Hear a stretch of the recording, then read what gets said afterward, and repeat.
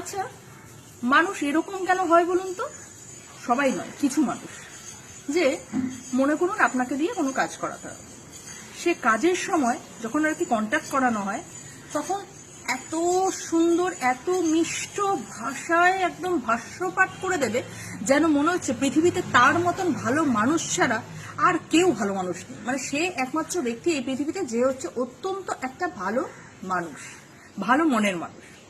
কিন্তু আপনি মনে করুন আবার এরকমও হয়েছে যে যখন আপনাকে কাজের জন্য কন্ট্যাক্ট করা হচ্ছে তখন মনে করুন আপনাকে 15,000 টাকায় কাজটা বরাদ্দ করা হলো যে এই কাজটা 15,000 টাকায় করে দিতে হবে। মানে দর কষাকষি করেই, কিন্তু মনে করুন আপনার 17,000 আর কি বরাদ্দ হয়েছিল, সেটাকে দর কষাকষি করে 15তে নামানো হলো। তো তারপরেও মানে আমি বুঝে পাই না মানে এদের ক্যারেক্টারটা কোন লেভেলে যেতে পারে বা কোন লেভেলে নামতে পারে। তো যখন কাজটা হয়ে গেল, মানে তার দ্বারা কাজটা হয়ে গেল, কাজ কমপ্লিট হয়ে গেল, কিন্তু যখন কাজের পেমেন্টটা আর কি দিতে হবে তখন আমি বুঝে পাই না তারা এরকম কেন বিহেভিয়ার করে নিজেদের নিজ মানসিকতার পরিচয় দেয়, অর্থাৎ তাদের ক্যারেক্টারটা ঠিক বুঝিয়ে দেয় যে তারা কোন লেভেলের ক্যারেক্টারের মানুষ আর কি রয়েছে। তো যখন 15,000-এ এটা ফাইনাল হলো কাজটা, তারপরে যখন কাজটা শেষ হয়ে গেল তখন যখন মানে যিনি কাজটা কমপ্লিট করছে সে যখন তার কাছে টাকাটা চাইতে যায় তখন কিন্তু সে তার আসল চরিত্রটা দেখিয়ে দেয় যে আমি কিন্তু এই টাইপের মানুষ নই, আমি এতটাও ভালো নই, আমি একটা সত্যি ভীষণ একটা খারাপ মানুষ, কারণ আমার চরিত্রের মধ্যেই আছে যে আমি কাজটা উদ্ধার করে নিয়েছি, কিন্তু এখন টাকাটা দেওয়ার সময় তোমাকে আমার আসল চরিত্রটা দেখিয়ে দেবো। অর্থাৎ মানে এই যে 15,000 টাকাটাও যে বরাদ্দ হয়েছিল সেই টাকাটা দেওয়ার সময় সেখানেও একটা মানে দর কষাকষি টানা হ্যাচড়া করে করে ওই 15,000 টাকাটাকেও 12,000-এ নামানো হলো। ঠিক আছে, হলো, তাতেও রাজি হলাম যে ঠিক আছে চেনা পরিচিত, ঠিক আছে 12,000-এ গেলাম, তাকে স্যাক্রিফাইস করলাম আর। কিন্তু তারপরেও এমন হয়েছে দিনের পর দিন টাকা ঘুরিয়ে যাচ্ছে।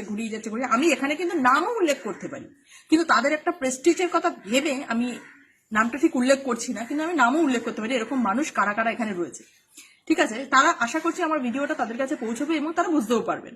তো আজকে বলতে এটা বাধ্য হয়েছে, আমি অনেকদিন ধরে বিষয়টা লক্ষ্য করি কিন্তু কখনো বলিনি, কিন্তু আমি যখন এই সোশ্যাল প্ল্যাটফর্মে কাজ করতে এসেছি তা আমি মনে করলাম এই প্ল্যাটফর্মটা ছাড়া আমার বলার আর কোনো জায়গা নেই, থাকতে পারে না, সেই কারণে আমার বলা।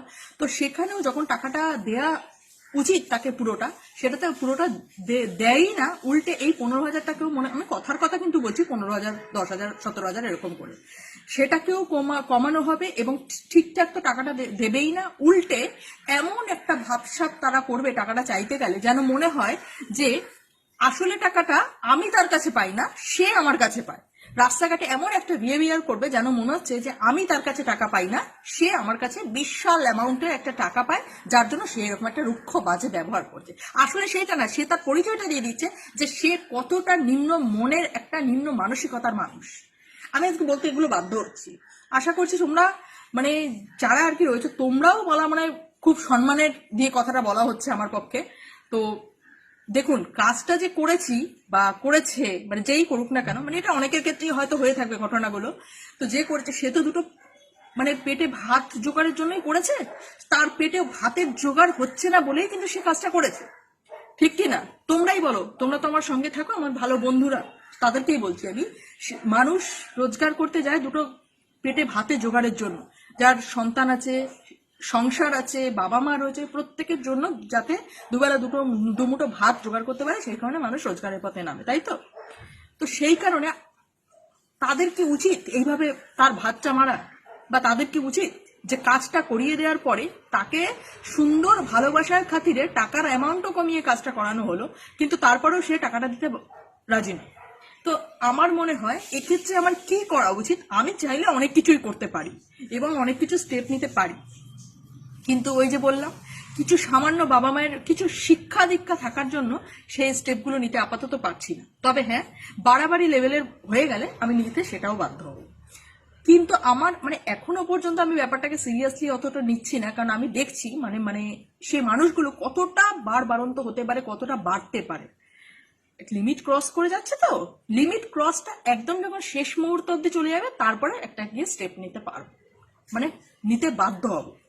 তো ভিডিওটা আমার সেই কারণেই করা, তোমরাই বলে দাও যে আমাদের পক্ষে সেই মানুষগুলোর জন্য কি করা উচিত, মানে কিভাবে আচরণ করলে তারা সেই টাকাটা ফেরত দেবে সেটা একটু বলে দেওয়া উচিত। মানে কাজ উদ্ধারের পর তার এই নিম্নমানের মানসিকতার ব্যবহারটা কি প্রমাণ করে সেটাও আমি তোমাদের কাছে জানতে চাইছি। ঠিক আছে? তো আশা করছি এই ভিডিওটা তোমাদের যারা যারা এরকম বিহেভিয়ার গুলো করে থাকো তাদের সকলের কাছেই পৌঁছবে। এবং আমি যদি কোনো ভুল বলে থাকি বা ভুল কিছু করে থাকি, আমি বলছি আমার মনে হয় আমি কিছু ভুল বলিনি, কারণ আমার টাকা, আমি আমার হকের টাকা চাইছি, সেখানে আমি ভুল করতে পারি না। তাও যদি বলে থাকি, যদি কাউকে হার্ট করে থাকি, কোনো রকম ভুল কোনো শব্দ ব্যবহার করে থাকি, তাহলে আমি ক্ষমা প্রার্থী। কিন্তু যাদের কাছে আমি টাকা পাই, দয়া করে আপনারা আমাদের টাকাটা দিয়ে উদ্ধার করুন। ঠিক আছে? মানুষ দুটো পেটে ভাতের জোগাড়ের জন্যই রোজগারের পথে নামে, অন্য কিছুর জন্য নয়। সুতরাং দয়া করে আমাদের টাকাটা দিয়ে উদ্ধার করুন। ভালো থাকবেন সকলে।